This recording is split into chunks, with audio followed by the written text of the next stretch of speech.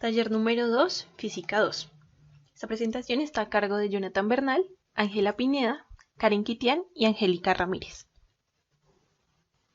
Nos correspondió el ejercicio 11 del capítulo 27. Un alambre de aluminio de sección transversal de 4 por 10 a la menos 6 metros cuadrados transporta una corriente de 5 amperios. La densidad del aluminio es de 2,70 gramos por centímetro cúbico. Suponga que cada átomo de aluminio aporta un electrón de conducción. Encuentre la velocidad de deriva de los electrones del alambre. A continuación, en la siguiente imagen se ilustrará algunos de los valores que se nos están aportando en el ejercicio. Primero que todo, lo que nos están aportando es el área transversal del el alambre de aluminio. Esa área transversal se representa por esta circunferencia. Luego, nos dice que transporta una corriente de 5 amperios. Esta corriente es el flujo de corriente por el cual se están transportando los electrones de valencia de los átomos de aluminio. Y lo otro que nos aporta es la densidad del aluminio. Entonces, ¿qué es lo que nos piden hallar? Nos están pidiendo hallar la velocidad de deriva, que es la velocidad con la que los electrones de valencia pasan de un átomo a otro. Primero identifiquemos las ecuaciones conocidas. Conocemos la ecuación de la corriente eléctrica y a partir de ella podemos deducir la velocidad de deriva. Particularmente, los datos que nos brinda el problema son los siguientes. Conocemos la corriente eléctrica. También conocemos el área. Conocemos la carga del electrón. Y por último, para poder completar los datos de nuestra ecuación, para hallar la velocidad de deriva, nos hace falta conocer el número de electrones por unidad de volumen. Para esto, recordemos que el número de electrones por unidad de volumen se puede hallar de la siguiente manera. Conociendo el número de Avogadro, que es igual a 6,02 por 10 a la 23 átomos por mol, el número de electrones libres por átomo, que para el caso particular de este problema es un electrón por átomo. También conocemos la densidad volumétrica del aluminio, particularmente para este caso es 2,70 gramos por centímetros cúbicos. Pero nosotros necesitamos convertir las unidades para pasarlo a kilogramos por metros cúbicos. Para esto, hacemos la siguiente conversión. Particularmente, un kilogramo equivale a 1 por 10 a la 3 gramos. Y miremos por el otro lado, que 1 por 10 a las 6 centímetros cúbicos equivale a 1 metro cúbico. De esta manera, podemos cancelar centímetros cúbicos con centímetros cúbicos y gramos con gramos. Finalmente, nos quedará que la densidad volumétrica del aluminio estará dada por 2,70 por 1 por 10 a la 3 kilogramos por metros cúbicos, que es lo mismo que tenemos acá.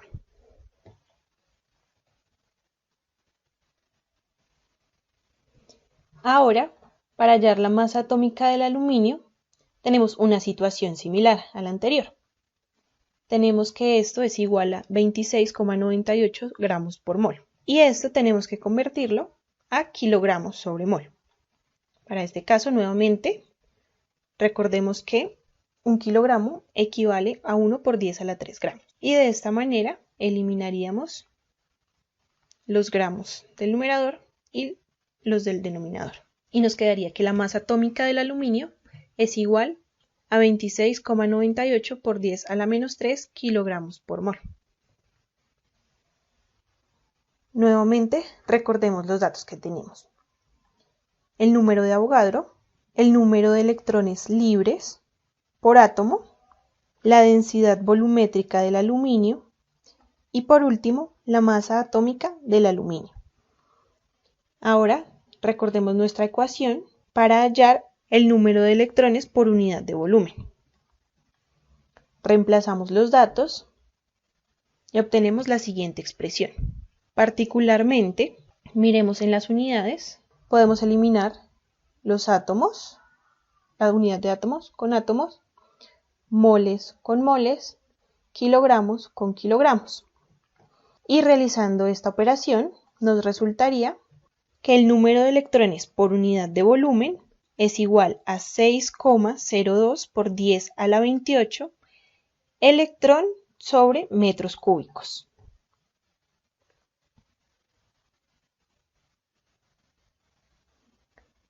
Nuevamente, recordemos que para nuestra ecuación principal, que es la que debemos hallar, que es la velocidad de deriva, conocemos los datos de la corriente eléctrica, el área, la carga del electrón y por último el número de electrones por unidad de volumen, que fue el que acabamos de hallar. Nuevamente, reemplazamos los datos y obtenemos la siguiente expresión para la velocidad de deriva. Particularmente, realizamos las operaciones del lado izquierdo y miremos que para el lado derecho de las unidades podemos cancelar coulombs con coulombs, electrón con electrón y metro cúbico con metro cuadrado. Esto nos resultaría que la velocidad de deriva es igual a 0,13 por 10 a la menos 3 metros sobre segundo. Ahora vamos a mirar el ejercicio 36 del capítulo 28, el cual nos dice: en el siguiente circuito el interruptor ha estado abierto por bastante tiempo. Se cierra de repente. Determine la constante de tiempo antes de cerrar el interruptor, después de cerrar el interruptor y dejar el interruptor cerrado en t igual a 0. Determine la corriente en el interruptor como una función con respecto al tiempo. Entonces tenemos acá nuestro circuito. Vamos a hallar la constante de tiempo antes de cerrar el interruptor. Tenemos nuestro circuito. Sabemos que dicha constante está dado por el producto entre la resistencia y la capacitancia. En este caso circula solo una corriente y nuestro circuito está en serie, por lo tanto las resistencias se sumarían. En este caso, la resistencia equivalente sería igual a 50 por 10 a la 3 ohmios más 100 por 10 a la 3 ohmios. Y esto lo multiplicamos por nuestra capacitancia, que es 10 microfaradios, que es equivalente a 10 por 10 a la menos 6 faradios. Y obtenemos que nuestra constante de tiempo antes de cerrar el interruptor es de 1,50 segundos. Ahora hallemos la constante de tiempo después de cerrar el interruptor. En este caso, cuando se cierra el interruptor, tendríamos solo una resistencia. Entonces, la constante de tiempo sería la resistencia 2 multiplicado por la capacitancia. En este caso, 100 por 10 a la 3 ohmios, y eso lo multiplicamos por 10 microfaradios, que es equivalente a 10 por 10 a la menos 6 faradios. Y obtenemos que la constante de tiempo después de cerrar el interruptor es de 1 segundo. Ya acá debemos tener en cuenta que nuestro circuito está cerrado y lo que queremos es determinar cuál es la corriente que pasa por el switch. Para ello vamos a ver con cuánta corriente contribuye la fuente y con cuánta corriente contribuye nuestro capacitor. Por el lado del capacitor debemos tener en cuenta que como el circuito se está descargando debido a que el switch está cerrado, la corriente debe llevar el sentido contrario al que la pintamos inicialmente, es decir, iría en este sentido. Entonces, vemos que la ecuación de la corriente es el voltaje sobre la resistencia por Euler a la menos T sobre RC, donde T es el tiempo y RC es el tiempo propio del circuito. Primero entonces vamos a ver cuál es la corriente que aporta nuestra fuente. Bien, y esa la llamaremos la corriente 1. ¿Listo? Entonces, simplemente lo que haremos ahora es recordar que haremos uso de la resistencia 1. la resistencia 1 es la de 50 kiloohmios que está en la misma malla donde tenemos a nuestra fuente. Bien, entonces nos basta simplemente reemplazar.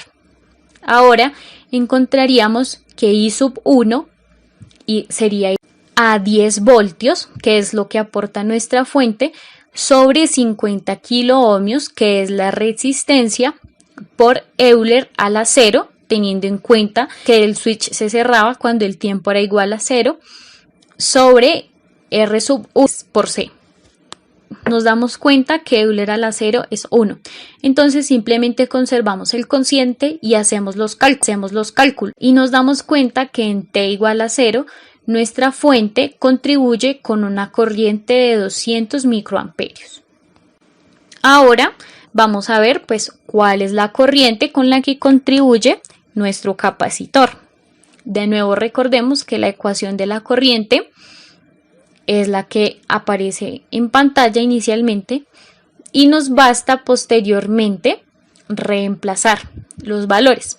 Tendríamos en cuenta que entonces el voltaje es de 10 voltios, pero ahora la resistencia es de 100 kiloohmios. Por Euler a la menos T sobre 100 kiloohmios por los 10 microfaradios. Bien, entonces ese fue el cálculo básicamente que hicimos en el punto B, en donde nos pedían revisar pues qué pasaría después de cerrar el switch con nuestro tiempo. Y ya nos dimos cuenta que eso es igual a 1 segundo.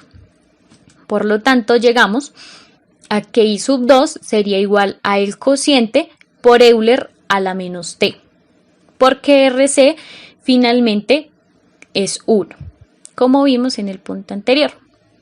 Finalmente vemos o encontramos que la corriente que aporta nuestro capacitor es de 100 por Euler a la menos T microamperios. Recordemos que ya habíamos definido hacia dónde iban las corrientes. De esta manera podemos ver que para poder encontrar la corriente que se aporta al switch, hemos de sumar la corriente que aporta la fuente con la que aporta el capacitor. Y esto nos lo da la ley de Kirchhoff, que nos indica que todas las corrientes que entran deben ser iguales a las que salen. Así entonces, haremos la respectiva suma y esto nos dará 100 factor de 2 más Euler a la menos T microamperios. Ahora en esta imagen lo que vemos es la gráfica de nuestra corriente en función del tiempo. Como vemos, podríamos imaginarnos que sea un tiempo muy grande, es decir, que el switch dure bastante tiempo cerrado, por lo cual el tiempo tendería a infinito y el factor E a la menos T tendería a 0, por lo cual la corriente máxima que podría alcanzar sería de 200 microamperios y es lo que nos está indicando la gráfica. Ahora entonces veamos el gráfico que representaría nuestra corriente. Bien, entonces nosotros nos vamos a dar cuenta de que si T tiende a infinito, es decir, si nosotros mantenemos ese switch cerrado por un tiempo prolongado, vamos a poder pensar en que T va a tender a infinito, por lo cual toda esta parte de acá, ¿cierto?, va a tender a 1, es decir, Euler a la menos T va a tender a 1.